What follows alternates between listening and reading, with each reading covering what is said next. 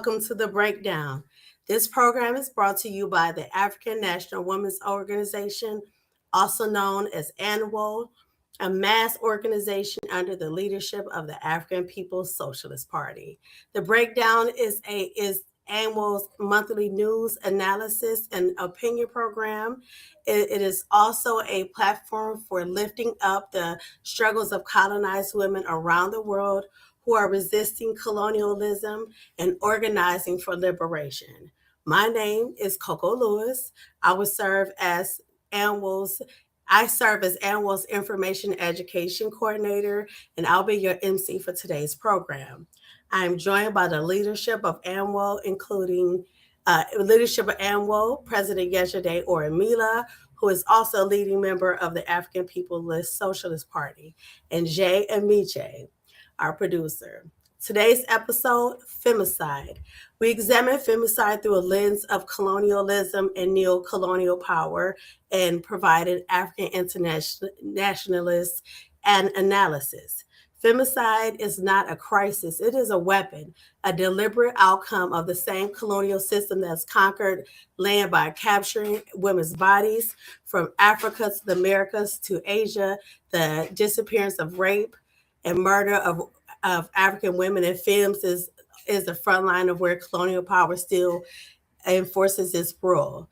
This violence is not random. It's organized, it's sanctioned, it's held up by the state that militarizes our communities, extracts our labor, destabilizes our nations, and then pretends that our deaths are cultural or isolated.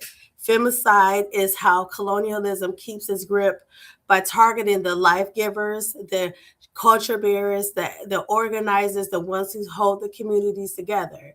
To talk about femicide, we have to name the system behind it. We have to expose how colonial borders, global capitalism, policing, and imperial warfare create the conditions where African women and poor working class are treated as disposable. And we have to be clear, African women and femmes are not just victims in the story. We are also strategists, defenders, and builders of a new world. Naming femicide is not enough. Dismantling the colonial system that produces it is the real work. Before we begin, I want to remind you who we are. ANWO is an anti-imperialist, anti-colonial, revolutionary, African internationalist membership-based organization for African women. We organize around the conditions that create the special oppression of African women and femmes, and we fight to transform those conditions.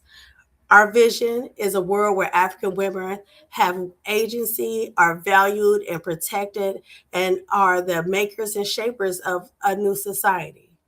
If you enjoy this program, we encourage you to become a member. If you are African women, go to anwouhuru.org, or to financially support ANWO, you can go to anwouhuru.org/donate.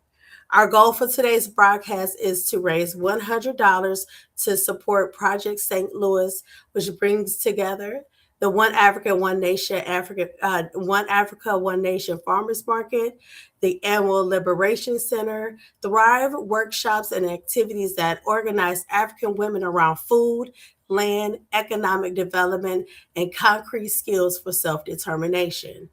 We like to thank our previous donors, MQ, Christina, Kundayi, and our monthly sustaining donors for your support. Viewers can donate at any time during this program at anwouhuru.org/donate, on Zelle at info@anwouhuru.org, or on Cash App, which is $AnwoUhuru, or using the QR code on the screen. You can also support our work by purchasing annual merchandise, like my shirt, at anwouhuru.org/storefront, but this is no longer available, or Decolonized hair and body products at decolonized.com. Before moving forward, like, subscribe, and follow us on our platforms. It helps us with the algorithm to reach a broader audience. Tell us in the chat where you're watching from. Share this program and comment shared in the chat. If you're watching this on Burning Spear TV, it has just launched a paid membership program by offering 20% off promo code for the Burning Spear dot store, where you can find books by Chairman O'Malley as well as other Burning Spear merchandise. Basic membership is $4.99 per month. We encourage you to support this important platform by clicking the join button and signing up. For more in-depth coverage of African Internationalist perspective on events around the world, you can tune in every Monday at 3 p.m. Eastern Standard Time for the One Africa World View, where you can hear analysis of breaking news, cultural phenomena from an African internationalist perspective. Subscribe to the Burning Spear newspaper at theburningspear.com/subscribe. We are live on Burning Spear TV, Burning Spear, African American. We're on Burning Spear TV YouTube channel, African National Women's Organization YouTube channel, and annual Facebook page. We'd like to invite you to join the African People's Socialist Party in St. Louis, Missouri, April 17th through the 19th for the 2026 International Plenary themed This Time Till It's Won, Power in Our Own Hands.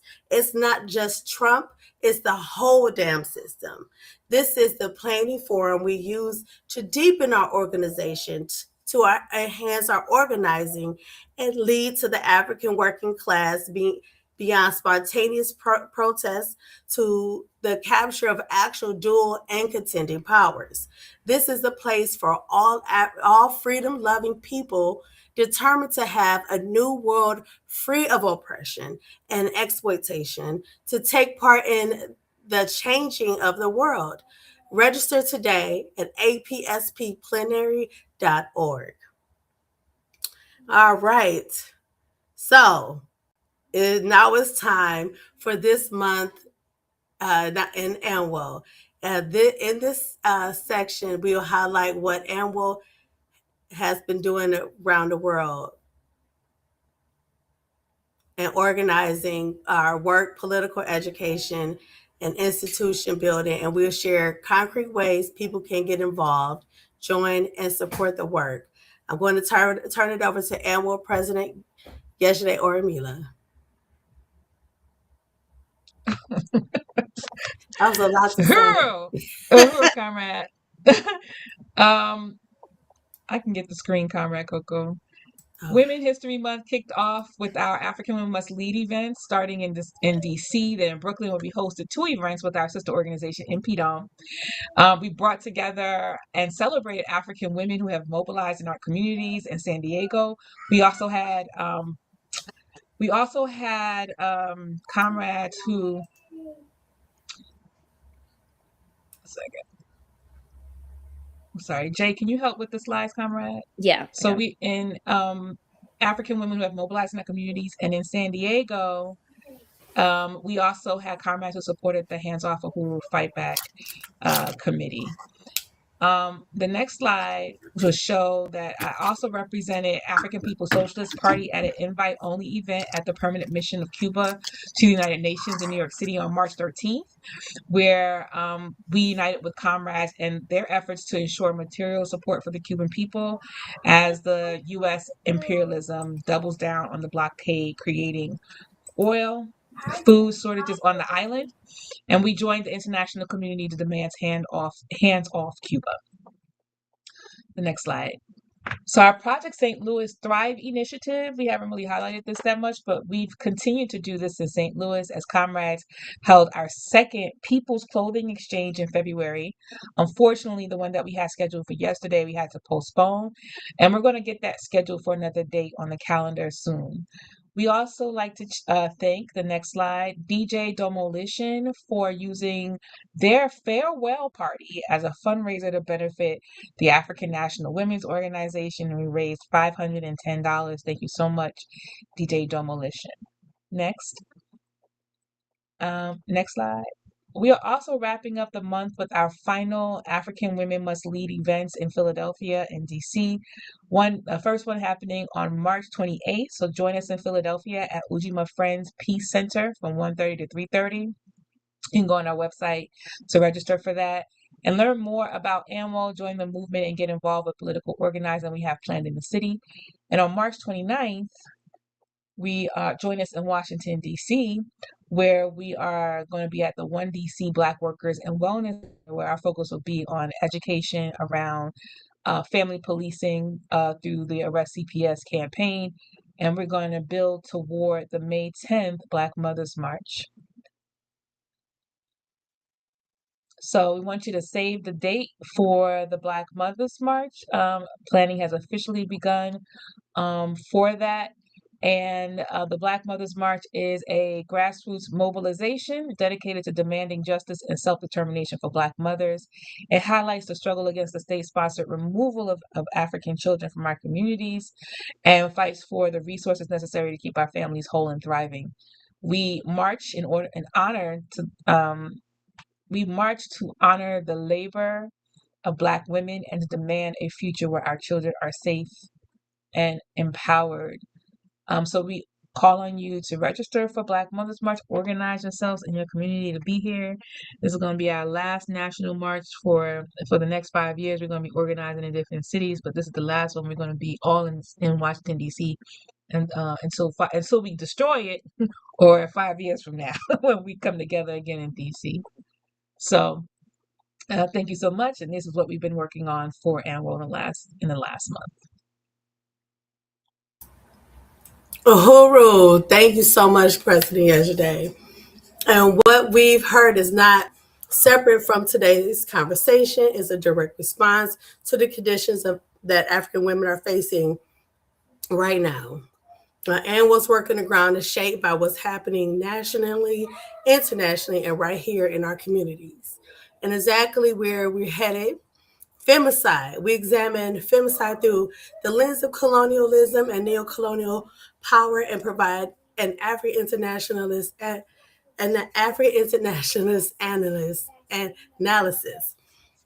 And in this part of the program, we're going to widen the lens, dig into the forces shaping African women's lives, from policy, economic shifts to imperialist violence, to the ways African women are organizing and resisting and creating alternatives. This discussion connects political analysis to the practice. It helps us organize not just what's happening, but why it's happening and what it demands of us as organizers. Let's go ahead and move into the discussion. Welcome back yesterday, and welcome Jay. Uhuru, thank you so much. So we wanted to do a program on femicide because we've talked about this often when situations arise in the world where African women have been in the streets struggling against the increased violence targeting of African women. And so we wanted to really address this and bring it forward because I think in the past we've kind of just like said, and we summed it up like, women experience violence in a society that is violent. And but using this program to like dig deeper into some of the nuances of, the femicide call to action for people to prevent it, and also just look at some of the numbers related to that. So first, you should know that AMWO is unequivocally opposed to gender-based violence. Like, we assert that ending violence against women requires confronting the colonial structure, colonial mode of production that produces instability in the first place at home and abroad. So liberation is the only real protection against femicide and its growth. And we also examine like gender-based murders, right? Femicide, murders of women happens in private spaces primarily, whereas male murders happen publicly. So that's the definition of femicide. Femicide is the kind of sweeping away and chalking it up to like domestic relationships where it happens most, right? And so, we talk about that in comparison to male murders, which also often happens publicly, often spectacularly, in very violent scenarios. So there's a national crisis in many countries around the world, and some of them you probably wouldn't even notice. We've been talking about Kenya a lot, because they've been having protests in the street around the increased levels of women who are being killed and harmed in their relationships.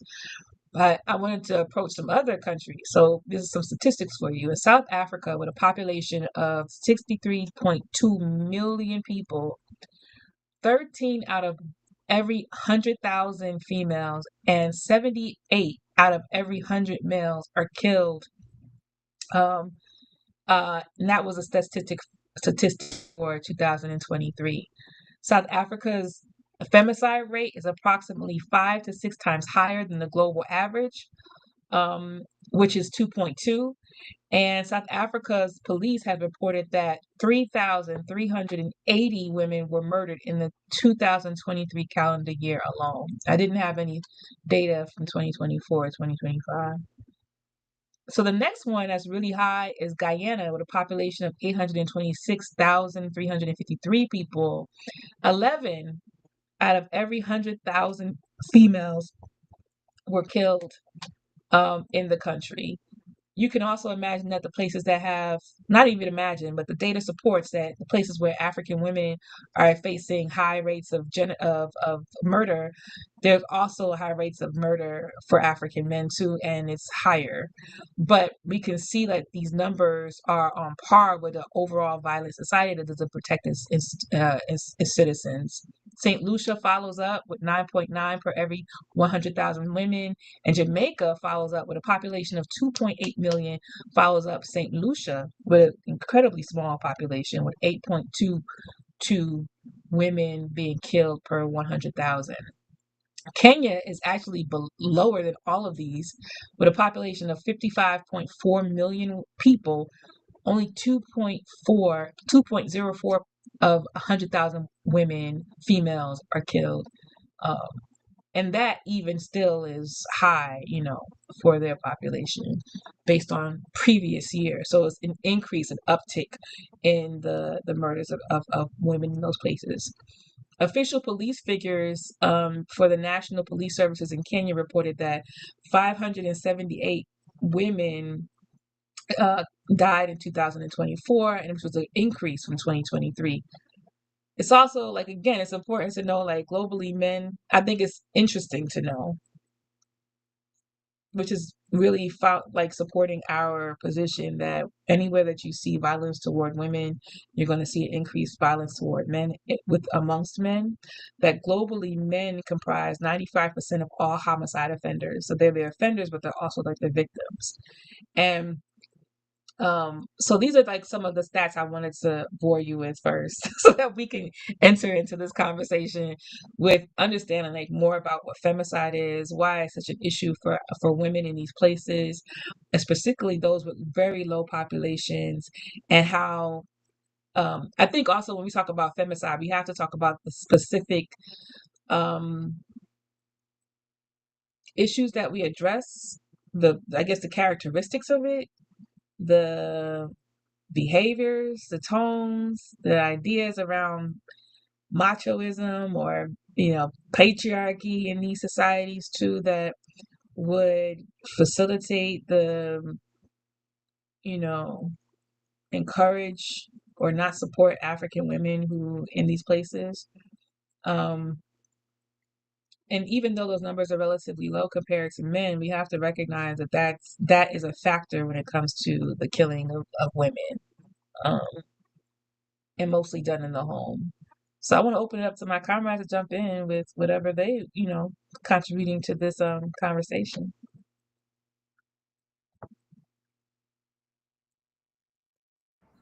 Where do you even begin?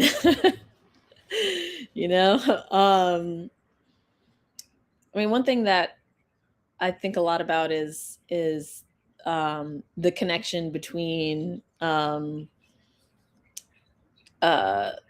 women's oppression and the murder of women, and capitalism and colonialism, and a lot of the places that have like a very strong colonial legacy are the places where we see, a lot of,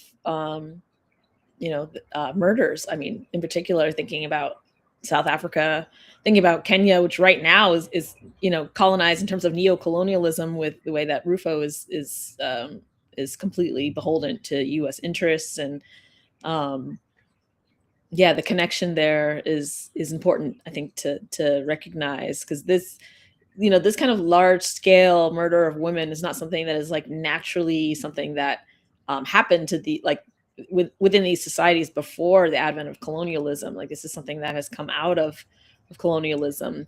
And so when we're thinking about addressing these things, obviously addressing capitalism is one thing in order to give people, women specifically, the better conditions so they can like leave dangerous environments at will, but also acknowledging that colonialism has reshaped culture in a way that has normalized this kind of violence towards women, and these are things that were not how our ancestors functioned. Not to say that violence didn't happen way back when, because I mean it did. We can acknowledge that, and also acknowledge that this kind of large scale, massive amounts of violence towards women is something that is systemic, and it's something that comes out of the colonial structures that defined women in specific ways and relegated them to specific roles. So that's where I'll start, at least. I don't know if Coco, do you have any thoughts?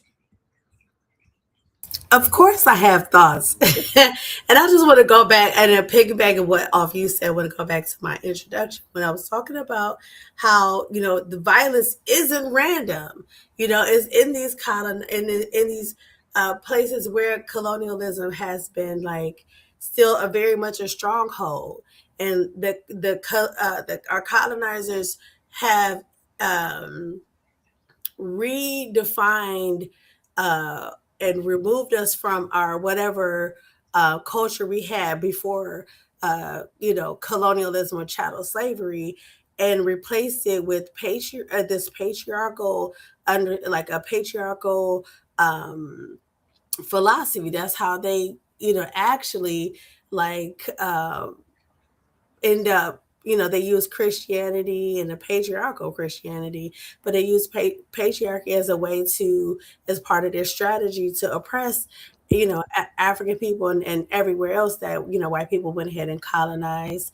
And so, and then now that they're gone, they're like, oh no, this is what they normally do. This is cultural. This is how Jamaicans are. They just disregard African women, when really is you took us from our tribes and our clans, where we had our own ways of thinking and our own traditions, our hierarchy.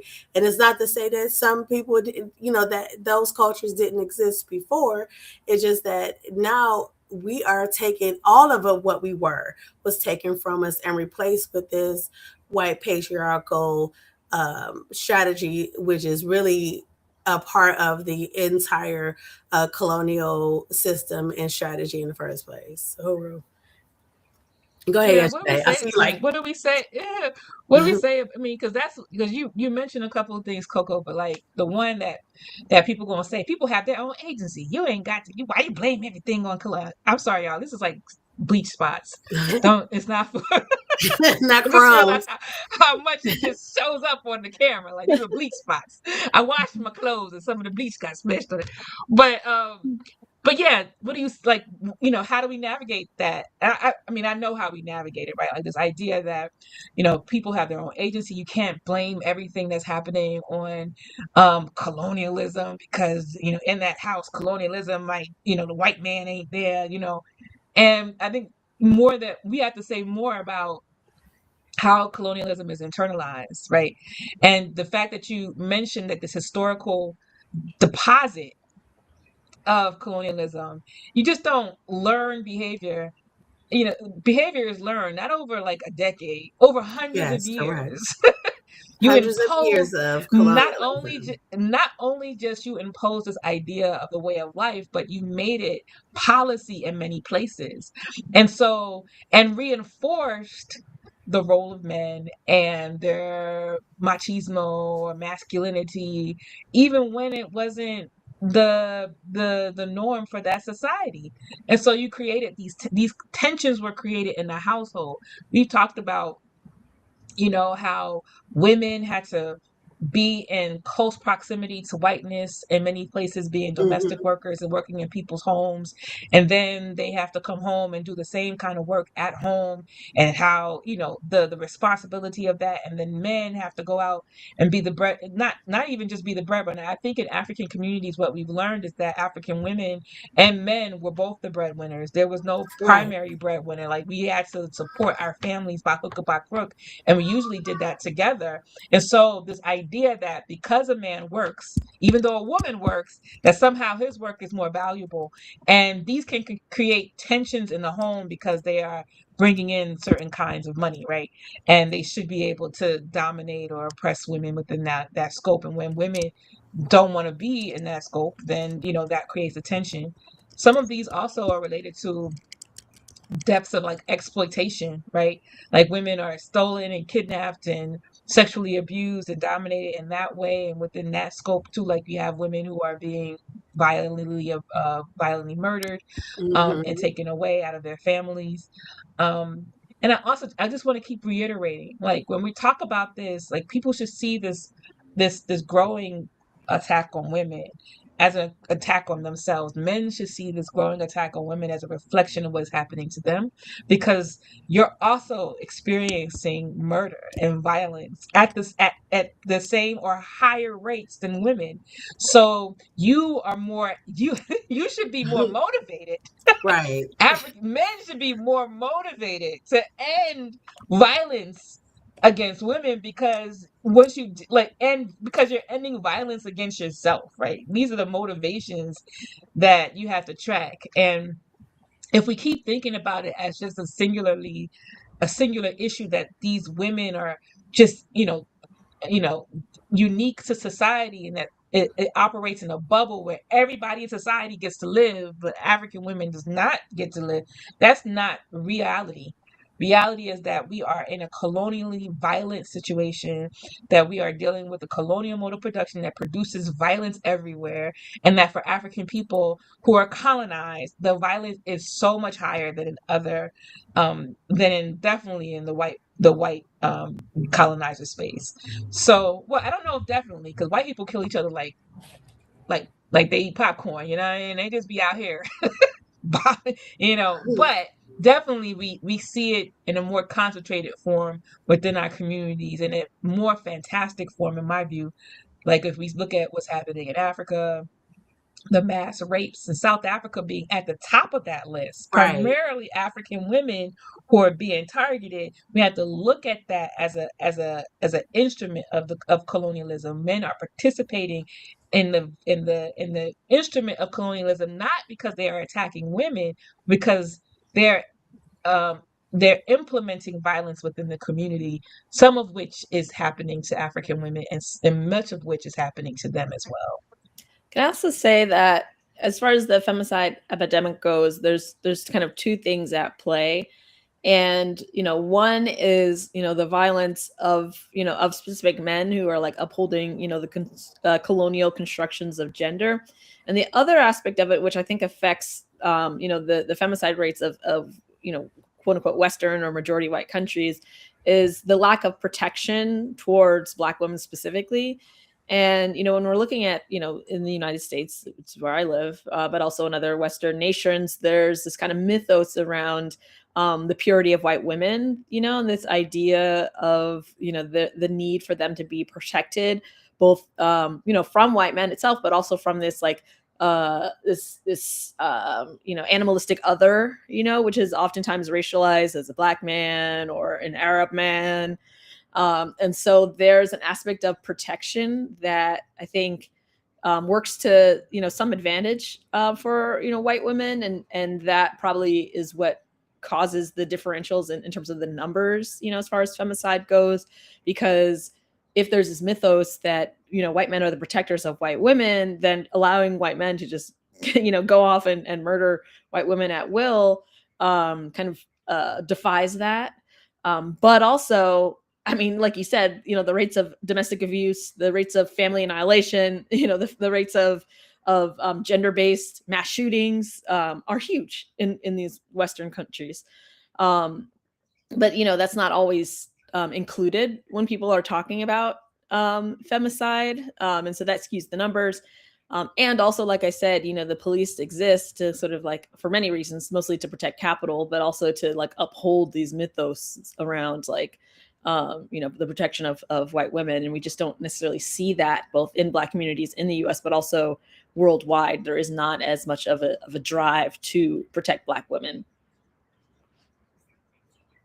Yeah, And we see that. I unite with that. I really agree with that because, we look at how it seems like no matter where we are in the world, we are, we face,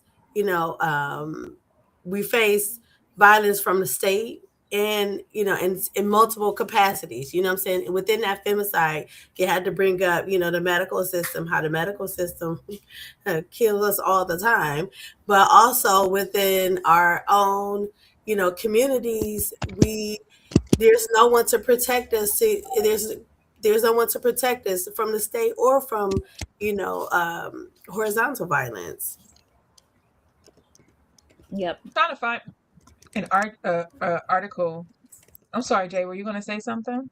I was just uniting with Coco. Go ahead. Yeah, I was trying to find this piece around, and I just pinned a post, but we can a comment that we should go back to. But I was trying to find this piece where Nigerian, I don't know if you call it a parliament or the legal policy making body. There was a protest maybe a few years ago with African women in Nigeria. I mean, it was. I'm trying to find it. I'm gonna come back to it, so I won't make it incorrect. But it was really like a simple sort of protection that women were asking for, and the parliament said no. And it was causing like widespread protests, and I haven't followed up with the story, but I thought it was important. Like like these things is like, what do you hope to lose, right, by making what do you hope to gain by making policy around the freedoms of African women? That by marginalizing African women in your society and reducing them to some sub-level character. So in a society like that, you cannot hope that any femicide that is happening within that country is going to be resolved, because already you're making policy outside of the question of violence that will reduce African women to second class, third class citizens, and that doesn't deserve the freedom like a so-called a man does. And we really have to look at that. So when we even look at the way that African countries right now, neo-colonial leadership and otherwise, might be framing the whole question of women, it might be in a subordinate or reduced capacity. But I think that, and that allows for the further harm of those women. But our relationship to each other is so important. Like, African women are significant and important to not only just the revolution, but the survival and the reproduction of human life, right? And we are important to the community and in society in general. And that the fact that any man, African man in particular, would adopt a sort of rhetoric that they are better than or more important than African women and girls hold no value except as laborers, as opposed to other types of value that can be attributed to a human being, is really critical for the reshaping the narrative around the significance and importance of African women, not only just because we're women, but as human beings that are deserving of not living under the threat of violence, constantly violence, sexual assault, all these kind of things that happen to African women. And I'm gonna find that article while we're talking. Anybody else want to drink? I need some time to look for it. Do you want to let's go back to the comments, or do we want to wait till the? No, we can pin the comment in response to it, right? Like, we pinned it. We can show it on screen again. Okay. I have so many thoughts about Iran and women's rights, because this is something that is constantly weaponized by the imperial core as an excuse why the government has to be toppled. And I would say with relative certainty that most of the opposition in Iran is CIA or US backed. And I think it's really important to think about the material circumstances of women when we're talking about women's rights, because this abstract notion of women's rights, which a lot of like Western feminism is based on, is actually a distraction from what actually increases the quality of life for women. So we have a lot of stuff about like girl boss feminism and start your own business and create your empowering OnlyFans. And, these things are not things that fundamentally alter the circumstances of the majority of women. And, I think about the fact that in Iran, for example, anywhere from 50 to 60% of the women are physicians, or of the physicians are women. Like over 50%, at least 50% of the physicians are women. And male doctors are main source of the fact that Black women in this country have high infant mortality rates, have high maternal mortality rates. We're constantly reading headlines about male physicians killing women, sexually assaulting women, doing all these things. So just talking about basic needs like healthcare, never mind the fact that healthcare is covered in Iran versus it's for profit here. So we have women dying in mass. We have profit incentives around what we research. So while fibroids, for example, and endometriosis affects millions of women, huge percentage of women, we will never find a cure because they're out here trying to pioneer new forms of Viagra and new, erectile dysfunction pills, because that's what sells, because we fundamentally have like a for-profit healthcare system. And so these basic things like healthcare, like food, education, we don't see these things really benefiting women in the same way in the US as we do like in Iran, where we have the majority of women are doctors. I think up to 70% of engineering STEM degrees are women in Iran. And so, these are women who are independent. They also have, this is interesting. I was doing some research, and I was going to actually talk about this in my section, but I'm going to talk about it now. Just thinking about like so right now in Iran, there's a 30-year high, not divorce rate, 30-year low marriage rate. And I think that by itself is interesting because it goes to show like, in a lot of countries, including the US, like marriage happens for financial reasons. Like marriage is a source of financial stability for women. And so the idea that like, there's more unmarried women than there's ever been in Iran because they're financially independent. Not to use the whole cliche, don't need a man, independent, Right. girl, whatever. But they don't need, they're engineers, they're doctors. They can fundamentally take care of themselves. They are employed at larger percentages than the men in Iran are. And so they don't actually need to be married. And, there's obviously, cultural pressures around marriage, both in Iran, both in the US and around the world that affect things. But I think these kind of material things, these numbers that we can look at, I think are really important for understanding like what is someone's day-to-day life like. Like what is a woman's day-to-day situation like, and how do we improve those circumstances? Because that's not really the question that is asked when we talk a lot, like, in terms of like the US kind of feminist dialogue that happens. It's these kind of abstractions, which you can't fix an abstraction, but you can fix things like, education rate and healthcare and all of these other things. But we've seen these systems be dissembled, and I think very intentionally so. As both like, this is obviously in the Trump administration, but even before the Trump administration, we've seen all sorts of, democratic austerity measures. And, the first things to go are the things that affect women and oftentimes Black women, So just wanted to mention that in response to the comment. And again, not to say that there are problems with every government. No government is perfect, especially when it comes to gender issues. There are long-standing biases that governments, people have. These need to be addressed, and they need to be addressed specifically by Iranian women on their own terms. And that's not necessarily what's happening right now. We're seeing these U.S. backed, let me just say, I was downtown a couple of weeks ago, and the Iranians were out en masse with, and I'm telling you, these are the gusanos of the Iranians, I should say. They're holding pictures of Netanyahu, and Netanyahu is responsible for bombing.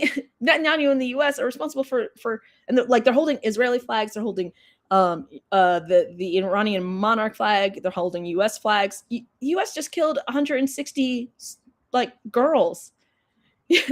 And it's like they have the gall to be like, well, this is for women's rights, whatever. What about the rights of those girls who were obliterated? What about the fact that it was double tapped? So when their moms went to go and save them, they were murdered too, and that is not in the calculus of these folks, because they're fundamentally invested in, U.S. hegemony, in this kind of like Western order, this imperial order. But the people in Iran, the women in Iran, they have their own struggles, and they have the right to fight for those struggles. And also, we need to be vigilant that we're not allowing the U.S. government to co-opt these struggles, because that's often what happens, is these struggles are co-opted and weaponized, and used as an excuse for U.S. imperial domination. So, not to continue ranting on and on, but I'll just say that. We like a good J rant. No, I think what you're saying is. Oh, Coco, I thought you were going to say something. Oh, yeah, I was going to agree with the part. What I wanted to come off mute for is to say, like, they should have the ability to have their struggle within their own country. Iran should be able to have that struggle. The women of Iran should be able to have that struggle with Iran without U.S. intervention. Yep. Yes. To Jay's point, like we talked about, like in introducing this show, we said that women what makes women vulnerable is not not necessarily men, but it's the actual state, right? Like it's creating an environment in which women do not feel or are not protected at all. And what makes women vulnerable, right? Like invulnerable? I don't know, what's the word? Okay. I don't know. But to your point around, to the point around like women not needing men, it allows for a freedom of choice, right? And maybe some men in these societies who are offended and mad about the fact that women do have this choice, require women to be subordinate to them because they like being like thinking that they are over women in this way. But it should be even better for men to know that a woman is choosing you because she wants to be with you. If you're into men, if women are into men, right? Like, because if there's two women together, that's going to be that's a good household right there in terms of income, But if men should be like, oh yeah, these women are choosing me because they like me and I've done something right for a woman to like me, and that speaks more volume to trying to subordinate a woman to a man so that you can be the breadwinner, so that you can hold this lord over a family. And then also, like, speaking to what society can do to protect women is all the things. Is providing economic development, making sure that they have access to education, making sure that we have access to policy and protection, making sure that we have access in so many other different areas. But you know what doesn't not make a woman, I don't even know what the hell I'm saying, but war doesn't make a woman safe. Dropping bombs does not make a woman safe. If a country like the United States is saying that it's going to this country to protect women and women's right because they wear these things over their head, and or they wear this or they wear that, going in with guns a-blazing, actually the statistics say that the war makes women more vulnerable. The violence make women more vulnerable. So, any country that purports to go into another country to protect women and do that with violence is not protecting women off rip. We should just say that as just a general statement. But looking at the whole question of I think also making revolutionary struggle is a way for African women and other colonized women to forward their their objectives within that struggle. The whole quick case around Dolores Huerta. I gotta make sure I like to say Spanish words right? Dolores Huerta and her other female comrades in the workers movement came out recently, where she was recounting being victim to Cesar Chavez, who was a leader in the farm workers rights movement, and she was also as well, and having to confront that, and actually bearing 2 children as a result of the sexual exploitation and rape of Cesar Chavez, and keeping that secret for 60 years until the incredible amount of pressure for women to take violence, and then and being a comrade, right? The expectation that you won't say nothing because it might sidetrack what we're trying to do here for the whole people. And I would never want to be in a movement or encourage a movement in this day and age to include that as a unstated requirement for women to contain and their victimization and rape, right? And I know that Cesar Chavez is dead. AMWO has a statement, but we haven't put it up on our website yet, but we will. So he cannot defend himself. But I believe Dolores Huerta, who, made the decision not to talk about it for 60 years and decided to come out 5 years ago when she was interviewed. So these are the significant sort of sacrifices that colonized women are experiencing, not only if it ends in death, but carrying this sort of this trauma along with us that happens from the state in so many different ways, but also happens in our community. And I would imagine that any man who hates being oppressed would definitely not want to participate in the oppression of his alliance, his comrade, the person that's right next to him, that's helping him build. And these are things that we just have to explore and struggle against, in our movements as they exist today.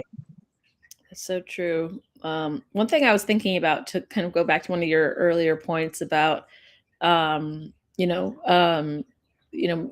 should be grateful, if women can support themselves, because, then that's less pressure on them. Because, we know that, a lot of women have, or a lot of men have higher suicide rates and these kind of things, because there are unique, I think, pressures that men face as well.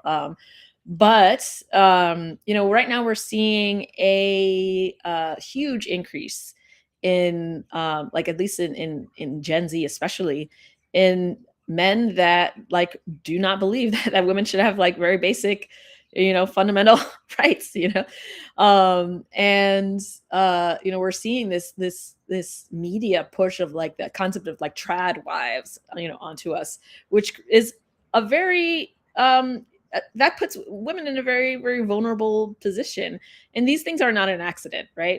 As society becomes more fascist, as the empire is very unstable right now. And when empire is unstable, it lashes out, and it lashes out in fascistic ways. And that fascism is directed at all different types of marginalized people, including immigrants and Black folks, but it's also towards women as well, particularly colonized women that have unique circumstances that that make them targets of violence from the right wing. And so I think that's something we need to be vigilant about, and really calling out in a way, just bringing forward how the repression that we're experiencing right now, the rise in fascism, is leading to this right-wing turn that is putting additional pressures on colonized women. Yeah. That should we go to commercial, or wait, do you want to say something? Sorry. I want to say something, then we can hit the commercial. I found the article. I want to double tap on that, because fascism, as the party has explained, is colonialism spread outward. So, like white people, they're experiencing the same stuff that we've been experiencing the entire time. And when it's dealing with just colonized people who are under the thumb of their former colonizers, then that's when it's just us. But fascism is when the white people feeling that same kind of violence when you see those white protesters in Minneapolis get murdered and like murked, right? Like by the police. And it's like, okay, this is where we're in it now, right? Like you start to really understand it. White people start to really understand it in a way that they have probably never understood it before because it was only happening within colonized communities. So it's really important for us to recognize the fact that Black people, African people have been existing and living in this type of violence for so long from the state in the way that white people are now experiencing from the state, whereas before they thought that the state was protecting them. They could count on the state, they can count on the government, because the white people knew that they were off target. But now the state's like, F you too, you want to be out here messing, protesting with these brown people, you can get it too. And so you start to feel that from that experience.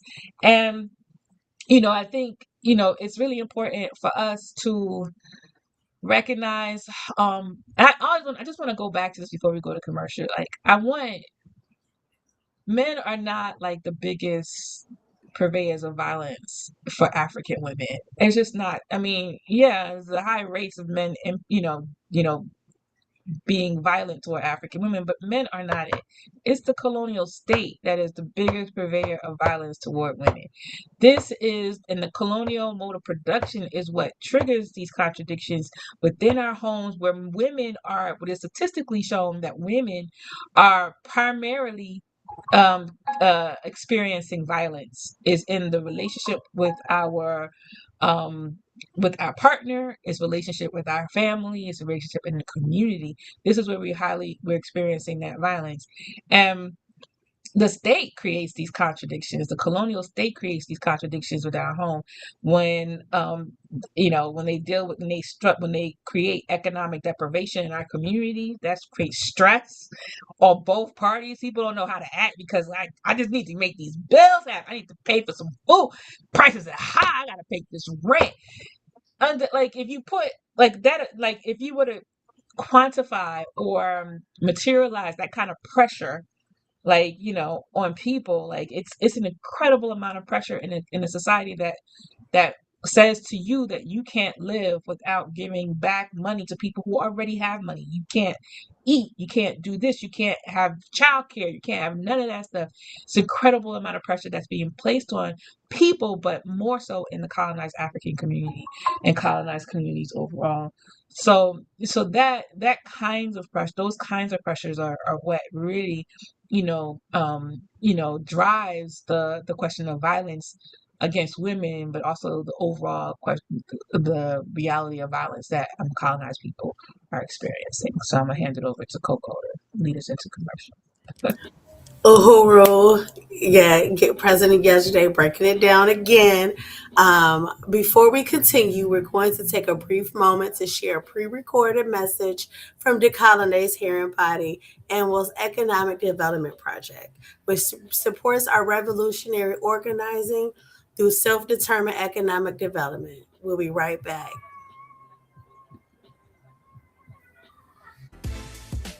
Our skin does a lot for us. It deserves care that actually gives back. The Colonized Hair and Body is African-made care, rooted in tradition and made for right now. From whipped shea butters to our Rebel oil serums, we use ingredients our communities have trusted for generations to hydrate, strengthen, and keep you glowing. Decolonizing your care? That's choosing yourself. Decolonize, indigenously rooted, care for your body, fuel for the movement.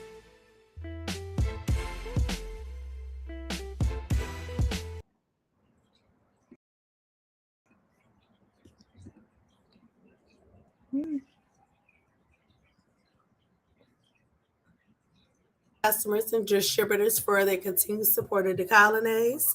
As we know, economic determination is not separate from political struggle. It's one of the ways African women build real power and protect our communities under colonialism. So let's return to the discussion. Yeah. So I just want to thank folks for tuning in. This is going to be a discussion. It's going to be a Q&A. If you have questions and stuff, you could just, or comments, definitely put them in the chat, and we will highlight the ones that are relevant to today's program. But I often, I think when we talk about the determination of women to become feminist, it's usually around this question of violence, right? And the idea that having a more woman-aligned state would be the thing that will prevent women in that society from experiencing violence. That's not true. I mean, we can look at, what is it, Rwanda, that has the whole parliament, like nearly half of all of the people in their parliament. And I may be getting the word wrong, or the description wrong for how they view their leading or policy making body. It might not be called parliament, it might be called something else, but you get what I'm saying, is women, right?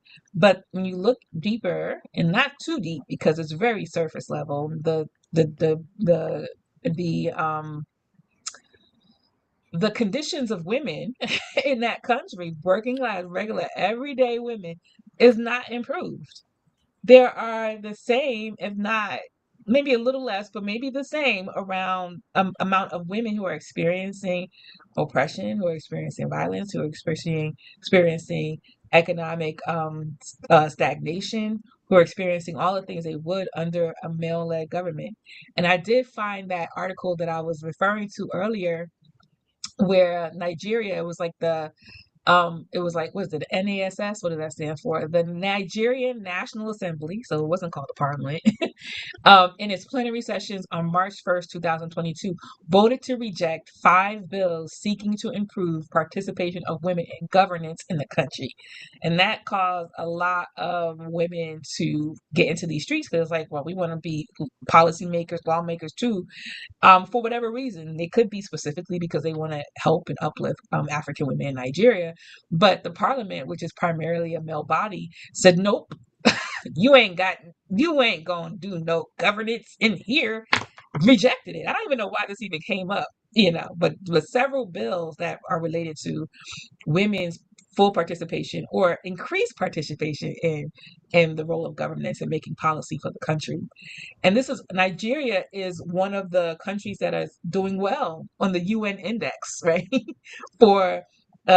Is one of the best countries in Africa to be in terms of like the GDP, all the indicators that show that Nigeria is experiencing good governance. It might be on GDP level, is one of the wealthiest countries on the continent of Africa. They probably get good reviews on many other issues related to that. And so therefore, if they put a bill like this, it probably ain't going to get touched by the overall.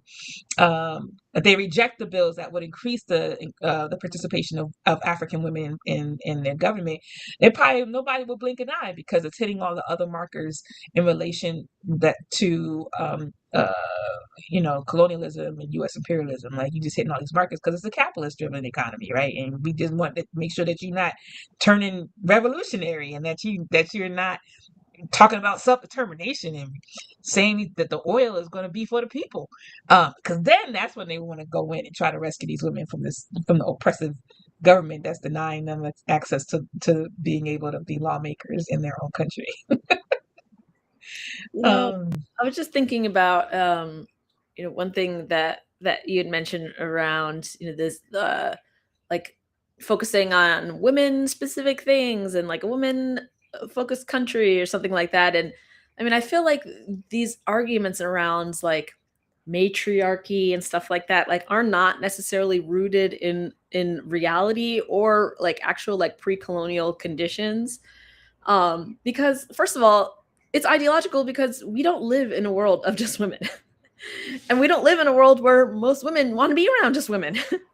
they have, they want to have partners, they want to have children, and not necessarily like throw the boy children in the trash. They want to have brothers and fathers, and like this is just the reality that women and men live together in society. But you hear a lot in like US in Western feminism around like like we just need our own women spaces. And I'm not downplaying the need for like identity specific spaces, because I do think that they can be valuable in terms of like people opening up and different things like that. Like I'm not necessarily saying we don't need those spaces, but I'm saying this idea that like the system will change if it's just women on top, or if it's just women leading, and it's like that that's not necessarily rooted in the material realities. And if we're looking at the matriarchies of like pre-colonial worlds, it's not that they were just like only women. It was that there was a balance of power where that maybe the land ownership and different things would pass through the women's lineage, because there was kind of this recognition that like women could be in some ways really amazing stewards because of the focus on children, but also because of the way that the family was structured, where it's always been like mama's baby, daddy maybe, where they had like communal structures for raising children, where the uncles are also the fathers, and so because of these communal structures, like that is really what led to these kind of like matriarchal societies. And without having those communal structures, you cannot have the matriarchal societies in the same way. So trying to pretend like we can just substitute patriarchy with matriarchy and that everything's going to be okay, and it's like, well, no, we'll just get a different type of oppression that it doesn't actually fix the problem. Like the problems are the stratification, the problems are the lack of equality in terms of how material resources are distributed. And the reason why these matriarchies, pre-colonial matriarchies, worked is because they didn't have those same kind of issues. The resources were shared in a specific way that like we don't really see right now. So just wanted to name that, because I feel like this is something that comes up all the time, where it's like, well, if we just get rid of all the men on the planet, and it's like, we don't live on that planet. And like, do you want to live on that planet? Like, do you want to kill half the population? Like, I personally do not. I'm, Right. I can take it or leave men, you know what I mean? Like they're whatever sometimes, but I don't necessarily think they should all go. They should all be killed. You know what I mean? Not to say that like, obviously this is an exaggeration. I don't think anyone's necessarily advocating for that, but that's kind of the logical conclusion of some of these arguments around like, we just need women leaders and women on top and women in like just women in government. And if all the world leaders were women, we wouldn't have war. And it's like, what do you forget? And that's putting women in the same system that exists, though. Right. Like it's never like, let's get rid of this system and create a system, unless they talking about an all-woman system. And I may not be down for that at all, because like you said, I want to be in an environment where I have counterparts, and I have a male son, and I have brothers, and you want to be in an environment where not only that they are there, but they have equal agency and autonomy, just like I have. So I could never fall down that rabbit hole of wanting all women society, but yeah, that's why I just wanted to pop in there. Say that it might not be bad, but I get what you're saying. It's not the reality. Whether or not it's good or bad is like it's not stretching. Like that's not the material world that we live in. Like it's like it would be the question. How people are like, should Israel exist? Israel exists. This question is stupid. Israel exists, want it to or not, and it exists as a genocidal entity. So like, let's deal with the realities. Correct. Let's not talk about grand hypotheticals, right? That's not applicable to what's going on right now. I've seen some videos on social media. Sometimes I doom scroll, and I've seen some videos where somebody would go on the street and ask women, would you want to live on a planet with all women? And most, the way they've edited it is that most women say yes. Some women have said no if they've edited and allowed it to happen. But the primary reason is not because we just don't like men. I think the primary reason that a woman would respond that way is because they recognize like the threat, the threat level. of being around men, and that if Man or men the didn't bear. if men didn't propose these threats, that the answers would be overwhelmingly different. Like, you have to be mindful about the dangers of men, and we have to look over our shoulder around them. When you walk past somebody, I mean, I've seen stories, and they're not, and I don't think that they're very much outliers, where somebody might, say holla at you and try to talk to you, and then they call you a B. I've been called a B plenty of times if I've not responded to somebody.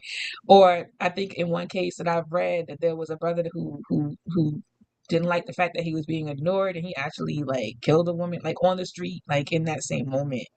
And that speaks to a level of anger and animosity that's not because of that woman. It's because of the society that he lives in. It may that he's mentally unwell, but mental health is also a product of your society and the tension that that is exerted on you. So when women answer that question and say that they would prefer to be in a planet with all women, that does not exist. It is a fictional sort of thing. It's primarily due to the fact that, you were confronted by violence or threats of violence, and the perpetrators are usually men. And so that's a question that we have to, that society has to take up, especially men have to take responsibility for. And how do we keep women safe? How do we maintain this level of safety that we can ensure that you don't participate in that safety? And it could also be like definitely subjective. A woman might be safe as hell and might be like, men, and that's that's just somebody who's just weird. But like, overall, the reason why people feel that way, women feel that way, is because there is this level of, you're not sure if you're safe around them. And I also think that, to your point, Jay, around matriarchy versus patriarchy, and how women were raised, that if you're living in a matriarchal world, that somehow it'll be better. And I think that's really like that's like the get back. That's the reverse thing. Like, we trying to do. I think I saw a show once where people, like, if I think it was like a comedy spoof where women were catcalling men, or women were telling them how sexy they are and need to smile, and so that's the kind of matriarchy that some women are talking about in their fantasy, like creating situations in where men feel uncomfortable, creating situations where men feel unsafe. That's not matriarchy, obviously, based on what you've explained and what we should know about matriarchy. It's about a society that values women, not only as laborers or tools to be used to reproduce human beings, but as valued members of society, valued confidants and guidance, and counselors, which is what African women in many places on the continent, pre-colonial Africa, were, to their society. And that was, highly important. It's still important. We talk about pre-colonial. It's still important in It's our still community. important. It's like we talking like, okay, men don't value women, but like, in reality, the reality of it is that even if men hold these sort of like horrible positions around women, they still value certain women in their lives in a way that is Absolutely. definitely adhering to this idea that women hold a position and special place in their families. Which is And a logical point, perspective. yes. And so it's a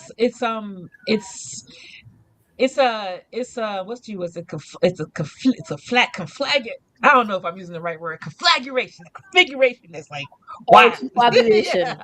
It's just really befuddling, bemusing, all the things, all the words that would say confusing and weird, and all the things, like, because I think also that's the tension too, because women do hold a place in our society, in our community, and despite colonialism's attempt to minimize and reduce African women, that we still hold these positions. We still are responsible for supporting the family and supporting our men in our family, supporting the women, supporting our children. And we have this position in our community, and what we're fighting against in some cases is men believing that despite all of that, they still are the head. They still Because they live in this under colonialism that teaches them that. I'm sorry to cut you off, but we in the Harriet's Daughters book club, we're reading "Killing the Black Body," And in that book, it talks about how, when, the colonizers, when they went out scoping Africa for like workers, and really, we have to understand one of the things that Chairman O'Malley, the early things I learned from Chairman O'Malley is that the colonization of Africa and the removing of us and our resources and our labor was strategic.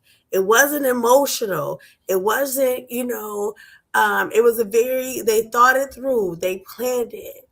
And so one of the things that, the book mentioned is how these, explorers at that time would talk about how they said that women, how dare they have women have equal say and equal rights, and are able to be, part of the global community, and decision makers. Like, how dare they have that? They made fun of us for doing that. And under that pretense, they was able to come in and really, when they oppress us, they implement into this male patriarchal, idea that the man is the head, and it's unnatural for us. It's not natural for us, and it's a part of that we had to decolonize from ourselves and within our community, because that is an actual issue. That thought is an actual issue within our community. As you see, somebody is into himself, so he sees himself on the screen. He imposing his right. maleness on you, but instead of like, "Ooh, I'm cute." Yes, no, he's like, "Ooh, I'm cute." They be getting this camera, But what I was going back to, what I was saying is that, now that we've had, African men has this idea, and even us as women, we have this idea, because it's African women that holds up the colonizers' identity as the male is the head too. And so, and that's I can go in a deeper discussion with that. But yes, Uhuru. I think also, I was just thinking when you were talking and with your son, Masai, and this idea too that women are not equipped to raise children on their own, even though that's what society has imposed on us, and that if women are responsible for raising children on our own, then we can only imagine that there's going to be the worst result, even though this reality does not show that that's the truth. Like, boys who don't have a father end up being criminals because their mother don't know how to raise a man. And I'm just like, I know plenty of men who turn out to be criminals because they had a father. Like, you know what I'm saying? Right. Like that doesn't. That's what do you call it? Like an argument that can't be defended, right? And Like, that's true statistics, and that's also in that book as well. So, if you want to talk more about, killing the black body, come to the Harriet's Daughters Book Club discussion on April 23rd at 3 p.m. Eastern Standard Time. Register on the annual Uhuru site. But yeah, it talks about that as well, of like, we are throwing these statistics that, single African mothers create more criminals, and it's biased in the first place. And a lot of the statistics that they use, like I always say, Candace Owens is good for pulling statistics. It's how you use those statistics, and it's easy to skew statistics in a way that favors what you were trying to say in the first place. But who were black mothers first? Jay face screwed up a little bit when you said Candace Owens. She almost had a convulsion. Yeah, just that name, like.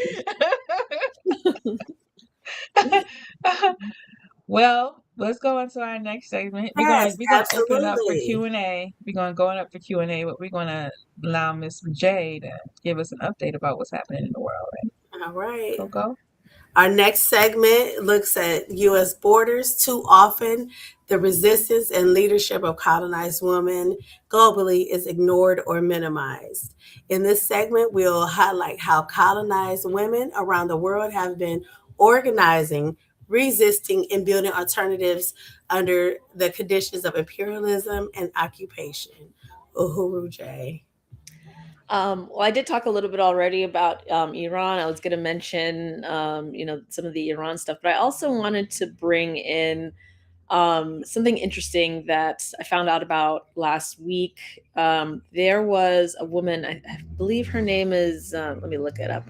It was Shoshana Strouk, an Israeli woman who came, like, basically did a live last month. And in this live, she had said this many times, but she had said specifically that the situation was escalating. Her father is a famous MP, or kind of the equivalent of Congress people, whatever they have in the Knesset and the Parliament, and who has a lot of power. Oh, it's actually maybe her mother, but both her parents are politicians that have a lot of power in Israel. And she said that she had been subjected to ritualized sexual abuse since she was a small child, including corrective rape.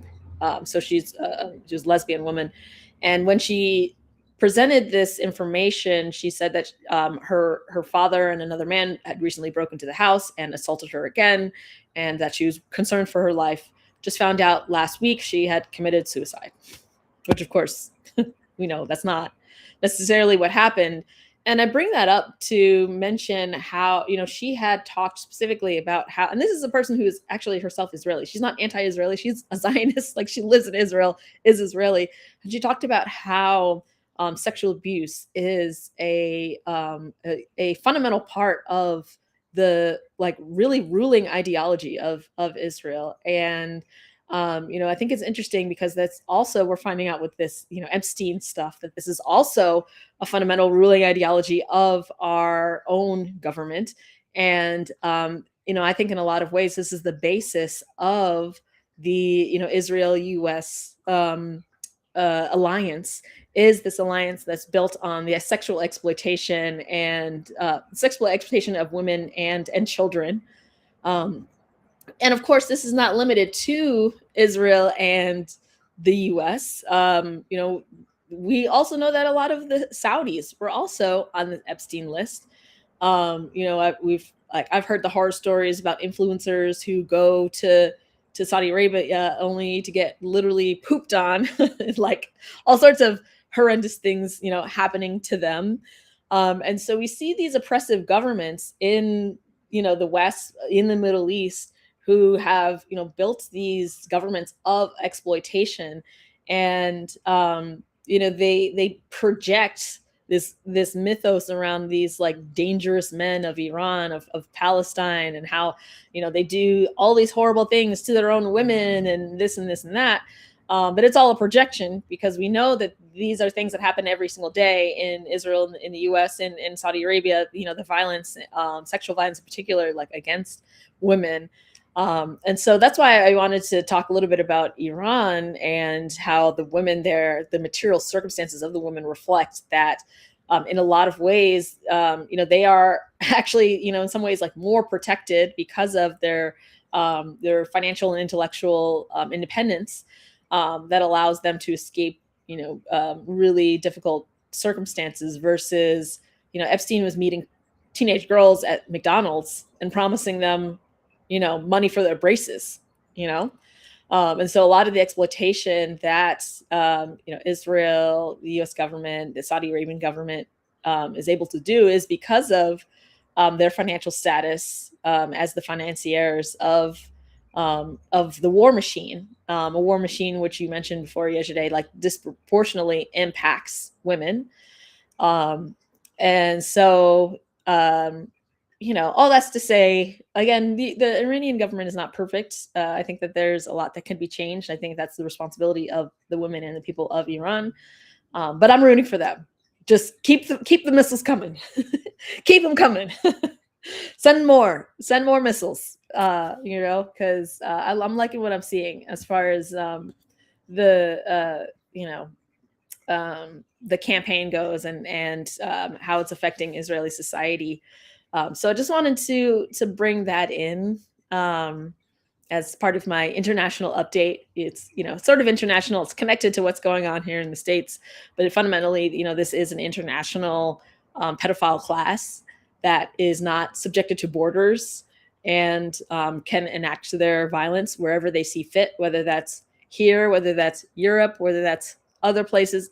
I mean, I don't know if Epstein folks went to Africa. I hope not. They seem pretty racist. I mean, Epstein himself was into race science and in perfecting, the races through genetic modification. So I think his racism, thankfully, hopefully, saved a lot of African women.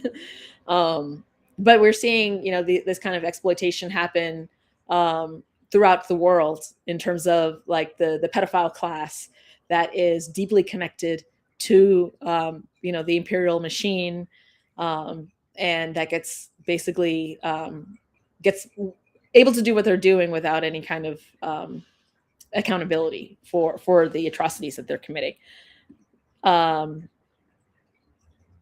Yeah, that's my Jay. I was just typing. I'm like, that race science didn't repel the white people during enslavement, because they was using that. They were using that. So I wouldn't be at all surprised if they did their little do on the continent. I mean, I would be watching. We were reading the book by Andre Blouin, which basically saw this old ass white colonizer go into the bushes of Africa and rape, coerce the family to and rape a 13-year-old, 12-year-old girl and impregnate her. So obviously there's ideas of superiority that's backed up by the pseudoscience does not prevent them from raping. And then also like what your point about like the Zionist and the foundation of sexual exploitation being the foundation. That's the foundation for sure. I mean, you talk about in this country alone, it's like Thomas Jefferson, the founding fathers of the United States. If we talk about this is just a continuation of the same old stuff that has been allowed, that has happened the entire way through since the founding of this project, the colonial project known as the United States. So we should not be surprised. We actually wrote, there was a case that was happening a few years ago of this judge being found out to be a pedophile because he was having relationships. This white judge in the South being a pedophile because he was having relationships with young girls, and they were like, oh no. I'm like, this is what y'all do. This is what y'all do, and this is what y'all protect.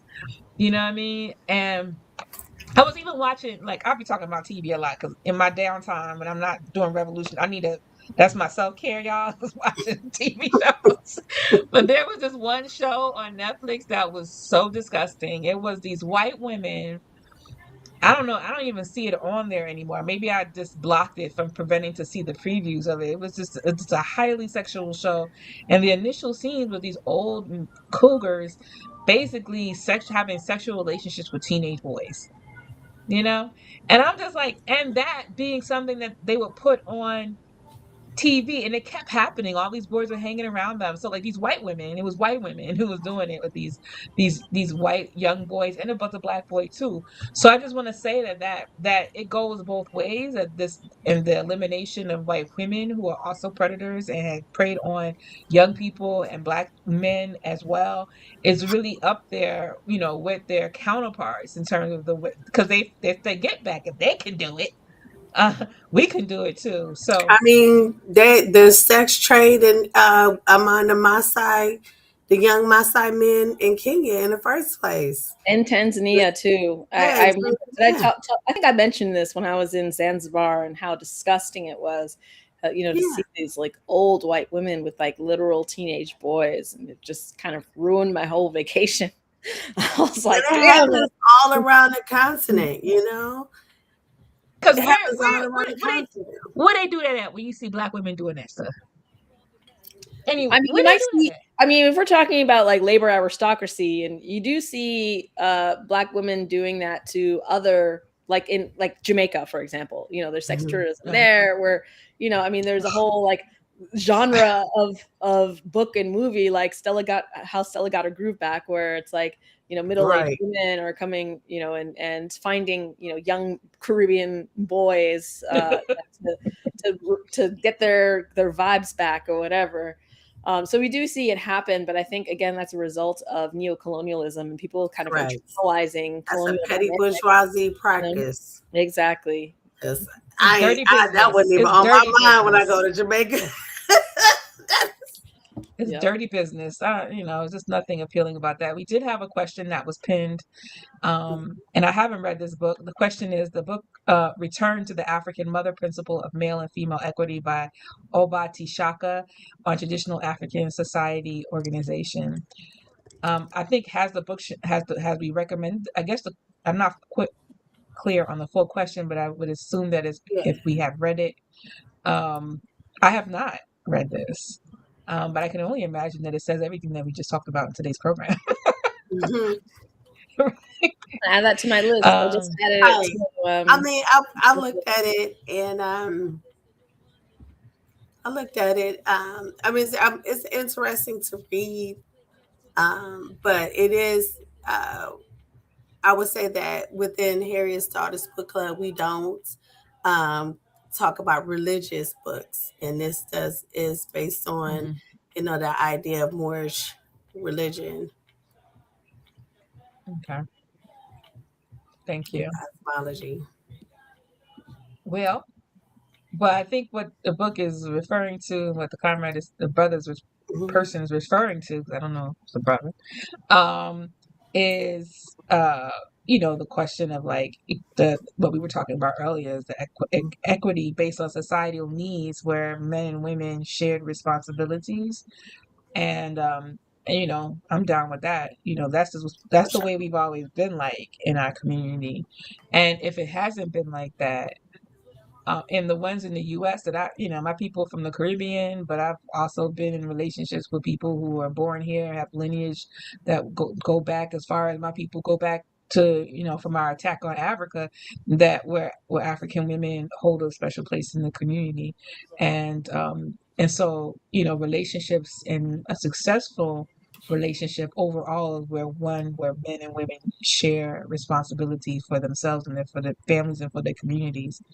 So let's wrap up, comrades. We have Coco. I don't know if you had any slides, I don't know if you No, announced the I slides. didn't. Okay, but yeah. So the topic was femicide. We talked about some of the reasons, some of the statistics and data, some of the vulnerabilities. What is your final thoughts about how we can end femicide? Let's close out with that. I mean, I'm always going back to the material circumstances and improving the material conditions of women, so they have the freedom and availability to leave, toxic environments. Not that that's inherently by itself going to reduce femicide, because oftentimes that's the most dangerous point, is when women try to leave. But fundamentally, we need community, and we need to, be watching out for each other. And we live in a very individualized society. We also live in a society where domestic violence is like highly stigmatized, and we blame women for being in bad situations. And so I think a part of being in community means holding space for folks who are in difficult situations, not shaming them, and also recognizing that they have complex relationships to these people that might be trying to kill them.